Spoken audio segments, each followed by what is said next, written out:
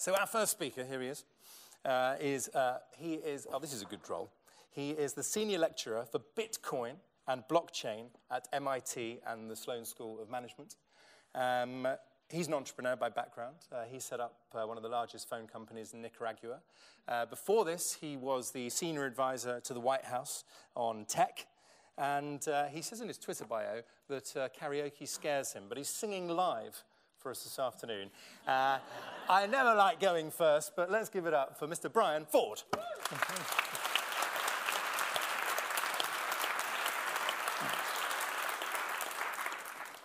Good afternoon.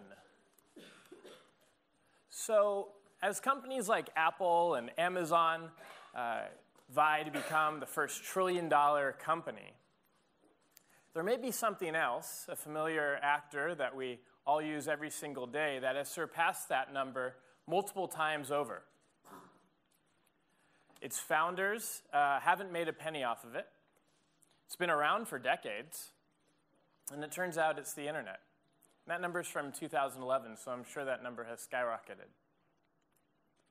And so the internet is something that many of us are familiar with, and the underlying protocols that make it up, TCP/IP, and we all use SMTP for email, and FTP and HTTP, and we may not recognize that we're using these protocols, but they're incredibly valuable for us to communicate inexpensively around the world and share knowledge around the world very cheaply. And because they were open and free, it's enabled billions of people to communicate. And so that may be changing. And so the current business model that we look at today is we take these open protocols and we build closed networks on top of them. Facebook, PayPal, LinkedIn, etc. They've become very successful companies. And, but that may be changed. And what's happening now is, so investors like Fred Wilson, these investors who were investing in network effects, companies like Twitter, who had a lot of success, are now thinking about this new thing that I like to call investable open protocols. Now, what that means is you take a cryptocurrency, Bitcoin, for example, is a cryptocurrency, you enable permissionless innovation on top of it, and you ensure that it's interoperable. And the power of this is that because it's a cryptocurrency, unlike TCP/IP and HTTP and SMTP, for example, if you own some of the initial tokens or you're one of the initial developers on it, as your open protocol is adopted, it goes up, like the price of Bitcoin has gone up, and you can get a return on your investment on developing this open protocol. So let me give you an example. One example that's being developed by a Stanford graduate is Filecoin. So what Filecoin is it's a decentralized file storage system. So for example, if you have remnant space on your hard drive, you can rent it out and earn Filecoins, a cryptocurrency. At the same time, if you want to buy storage space, you can buy it with Filecoins. And you create a decentralized network of storage, so you don't have to depend on Google or Amazon Web Services, etc. What becomes really powerful with this is, let me give you an example. Many of us used Flickr to initially store our photos. Then Flickr was acquired by Yahoo, and Yahoo may be acquired by Verizon. And as that starts to happen, maybe we're not happy with Flickr as a service anymore. Maybe we're concerned about the privacy policy changes as your information gets handed from one company to another. And so in this example, had you stored your files with Filecoin, and you initially use Flickr as your browser for these photos, and then Google Photos, for example, leverages some really neat machine learning to create a better platform to view your photos, you don't have to download all of your photos on Flickr and then upload them all to Google Photos. Instead, you just remove access from Flickr and you add access to Google Photos, and you can seamlessly see all of your photos under the browsing layer of Google Photos immediately. That becomes pretty powerful, and then that competitive advantage of network effects starts to get taken away. So what does this mean?